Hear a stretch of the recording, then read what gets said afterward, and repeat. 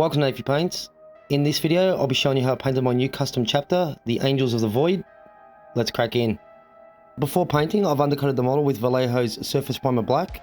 This was applied through my airbrush with a little bit of Flow Improver mixed in. The reason why I chose black is I had no idea before the project started which colours I was going with. But in hindsight, because I've used some lighter colours, I should have gone with a white undercoat. For the blue of his armour, I've gone with Kantor Blue from Citadel. This was applied with a little bit of water mixed into the paint. I've had to apply 3 thin coats of this colour to the model. If you want to speed it up, you can go with 1 or 2 thicker coats, but don't go too thick as you might lose some of the finer details in the model.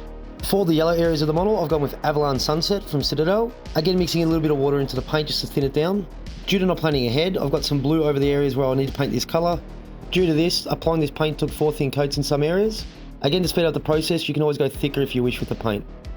For all the pipes and joints on the model, I've gone with Uniform Grey from the Army Painter. This is applied straight from the pot with 2 coats of the colour. For his shoulder pads, I've gone with Khorne Red from Citadel. This is applied with 2 thin coats with a little water mixed into the paint. For the black on the sword and the gun, done with Abbadon Black from Citadel. This was applied straight from the pot with 2 coats.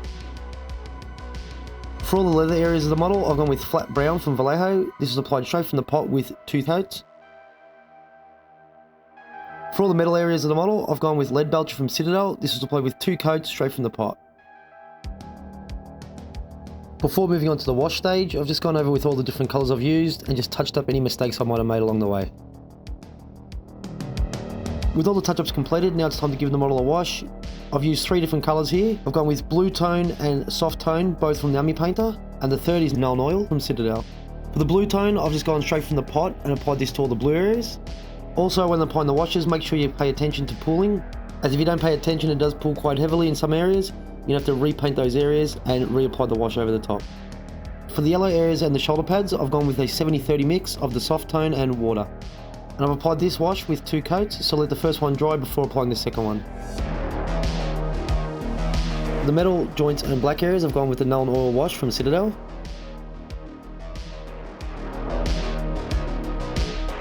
And for all the leather areas, I've gone with soft tone again, but this time with no water mixed in. Now onto the highlighting stage. This is the most time consuming part of the model to paint. If you want to speed up the process, just add less highlights to the model. To highlight the model, I've just used on each colour the same base coat as before, but I've mixed in some matte white from the Amyu Painter this time. It's about an 80-20 mix of the 2 colours. The only 2 exceptions to this was the black and the silver. For the black, I've gone with Uniform Grey from the Amyu Painter, and for the silver, I've just gone with pure Leadbelcher straight from the pot.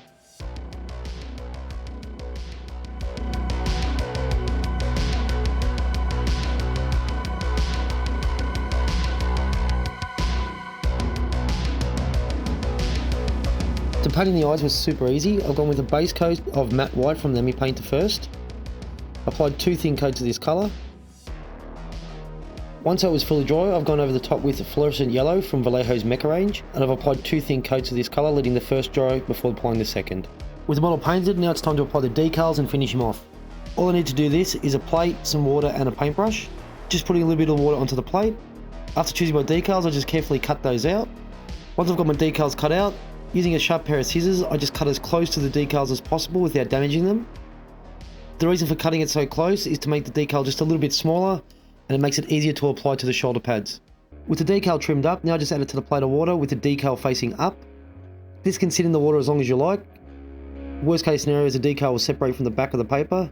Once you've added your decal to the water, the paper will turn a darker blue. That means it's ready to slide off. Before applying the decal to the model, I always pre-wet the area where the decal is going to be placed. Then using a paintbrush, I just pick up the decal out of the water and then carefully slide that onto the area of the model where I want to place the decal. To maneuver the decal into place, just use a paintbrush. If it does get stuck a little bit, you can just add more water to it. You can go back and forward between adding water and moving the decal around until you're happy with the position of the decal.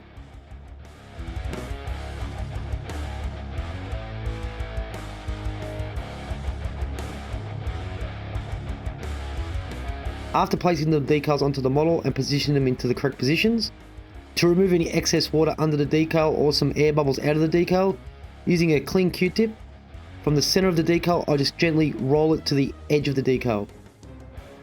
and just keep doing this around the decal until all air bubbles and water has been removed. Be careful while doing this, as you can tear the decal if you're too rough, so just very gently. Once they are in position, I'll let the decals dry for about 10 minutes. Then using some brush on matte varnish from the Amyu painter, I just painted around the decal to seal it in. And with that done, the model is now completed. And here he is, an Angel of the Void, ready to join his brothers in the defense of the Imperium. Thanks for watching Nayfee Paints. If you liked the video, please click the sub button or leave me a like. If there's anything you'd like to see in a future video, please leave a comment in the comment section below, and I'll see you in the next one. Catch ya!